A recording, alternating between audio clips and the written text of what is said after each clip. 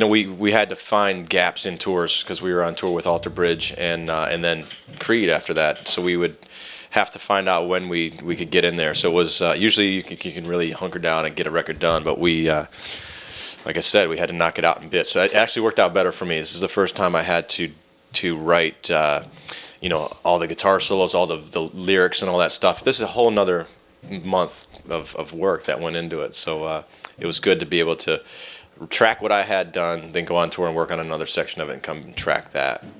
So the challenge was actually a blessing in disguise.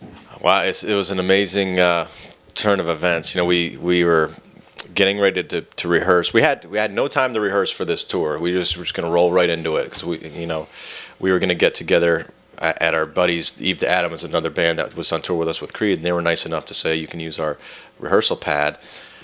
So we rushed into the rehearsal pad, and that day Brian had something personal come up, and he was like, "Man, I'm really sorry, I can't do the tour." And we were just kind of, I love you, man, but man, this is really bad timing. And these guys kind of whispered to me, Wolfgang's in town with the Sevendust guys, just rocking in the studio with them. So I immediately called him, and he was like, "Hey, how you doing, buddy?" It's like, "Not so good." not so good. I'm like, "Hey, bud, how's it going?" He's like, "Not good."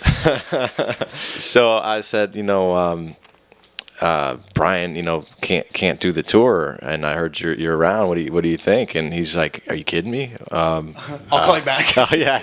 And then literally, it was just so perfect the way this mysteriously worked out. I just happened to have all of my bass equipment, everything, just ready to go. He already knew a handful of the songs, knew the record from listening to it, but picked them up he learns 10 times faster than I can learn.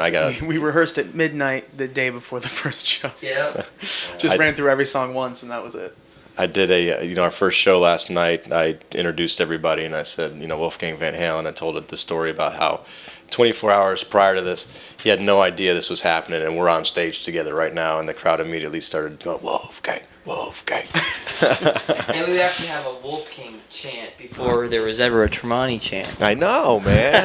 We're going to start naming the band Wolfgang.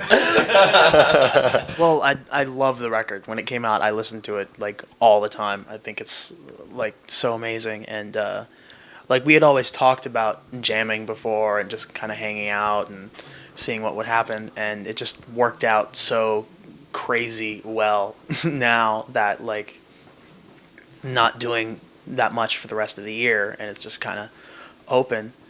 And but other than that, it just totally worked out because I had all my equipment and everything. So I was just like, why not? I was trying to think of a reason why I shouldn't, and I couldn't think of anything. Yeah, I'm really, really good friends with Morgan Rose, and he invited me to come and hang out, and I brought some of my stuff out, and we ended up just playing around in the studio before all the Sevendust guys got in, and then as soon as they got in, we were just hanging out because they're all such great dudes, and then he called me 2 days ago, and here we are. Morgan's mad at me for stealing his little brother, he says. They're the closest friends we have in the rock world. John Connolly and his daughter and my son grew up together. My wife and his wife are best friends. So it's one big happy family. This rock and roll world has gotten smaller and smaller. You get to know everybody after a while. And he rocks with him in Projected. Yeah, he's... Yeah, there's a lot of musical incest going on around here. Between the Tremonti thing, the Creed thing, Alter Bridge, Projected, and Wolfie's always been with us, but now it's pretty cool to have it coming too, but yeah, there's a lot of love for the Sevendust guys. We all pretty much just love that stuff. It's in our blood, we say, but yeah, I can't wait to see him tonight. I still haven't. It's hard to get into the space of being a front man. I'm still getting used to that. In between songs, I'm like, should I say something? No, it's stupid. You second guess yourself. But everybody, get the heck up. But as the Creed tour is winding down, I got 2 weeks to go before this. I just started singing through the album every day, making sure that mainly to build my voice up, because a lot of times when I just jump into a tour, even if I'm not singing, I grunt when I play guitar and I lose my voice. First show, second show, third show, I lose my voice just grunting. So I wanted to make sure I was singing hard for 2 weeks before the tour started. And as far as the frontman thing goes, we'll see. You know, I'll try my best. I'm not a very charismatic, leader. But I'll try my best. I've been a songwriter since I was a young kid, and more important than playing guitar by far was writing vocal melodies. That's what really turned me on as a musician, was writing choruses and writing verses and just putting them together. Being a songwriter, the guitar playing stuff kind of came in 3/4 through my life of playing guitar when PRS gave me that signature model. I said, "Oh boy, I better learn how to play some lead guitar, because people are going to say, why did this kid get a signature model from Pari Smith?" So I didn't want him to. I wanted to try and work hard so I could deserve that. And I just never, when I was writing songs, I felt like my ideas would be better suited with other guys who could sing better than me. I just didn't have the confidence at the time. But as years went by, I felt, since I am singing at home, writing these parts, you constantly develop it. And until I really did it at full volume with a band, I didn't really realize I could do it. And once we started working on this, I got the confidence. And now singing seems like the easier part if your voice seems healthy. Like right now I've got a cold, but I think the hard part is just figuring out this new frontman thing. That's the new X factor. I totally am not going to think about it. I'm just going to let it happen naturally, because when I watch videos back of myself just playing guitar on stage, I'm like, oh, I don't like to think of what I'm doing on stage. Just let it flow naturally. Well, I love playing Wish You Well, just because it's just like Garrett's dad says, slap ass getting it on. Brains is a lot of fun too. Brains. I like Decay. Decay. The hardest song to sing. The middle of Decay is the best part of the whole song. I'm actually really stoked about getting dialed in on these background vocals now that we got Wolfie in here. We can do some three-part stuff, and yeah, it'd be pretty cool. Need to work on that though. Yeah, second show in, but once we get a little bit more comfortable, we can start dialing that stuff in. It's gonna be pretty cool. Hi, this is Mark Tremonti. Eric Friedman. Garrett Whitlock. Wolf Van Halen. We are Tremonti, and you're watching Artisan News. Well, I was looking through all the song titles, and I wanted to see if I could pull one of those for the album. And the two I came to were The Things I've Seen and All I Was. And my brother Dan said, The Things I've Seen seems kind of like a country album or something. I was like, I don't know.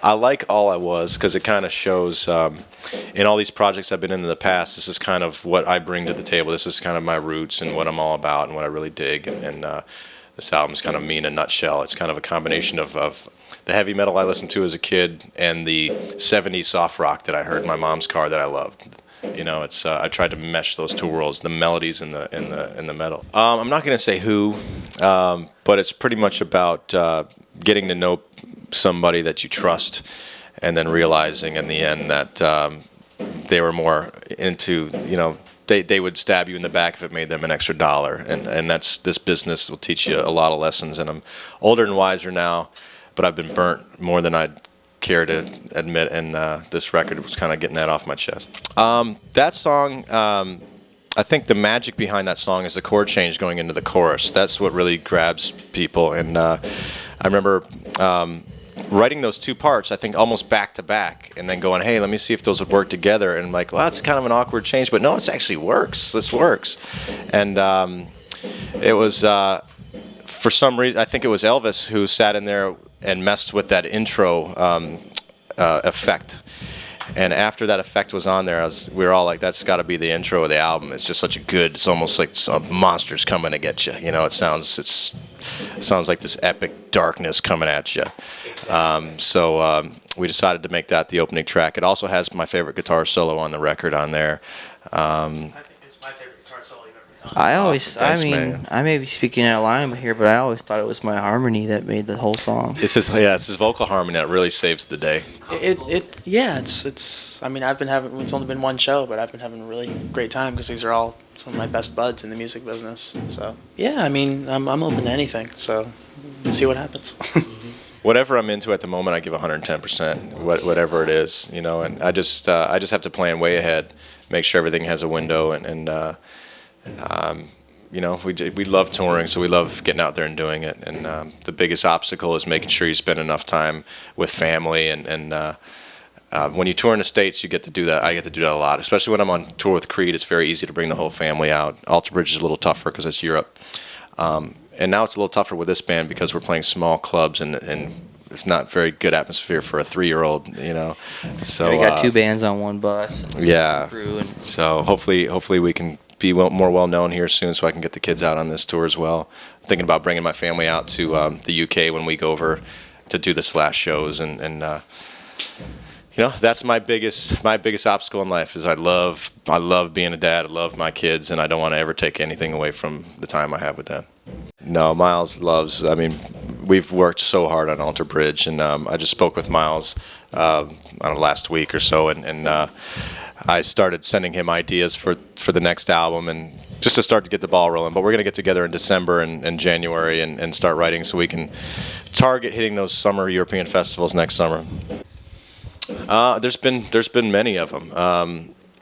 I think it always seems like you're up against a timeline. If you don't sign this before this time runs out, you're trapped into this contract. So we had to do we've had to move from label to label, and doing that is a very costly thing. And you have to spend time before. If you're going to sign to a record label, really get to know that label. Sign a 1 record deal if you can, because if you sign the wrong deals, you're trapped and your career's over with. And we've paid dearly for relationships that just weren't right for us. We just hope that the crowd starts doing a circle pit as soon as we get up there every night. We just hope for the best. You know, we've got great fans so far. The ones we've run into have been great. They're already singing the songs, and we want it to be as successful as we can make it. You know, we love doing it. we want to have some fun. We want to rock it. We want to have a good show.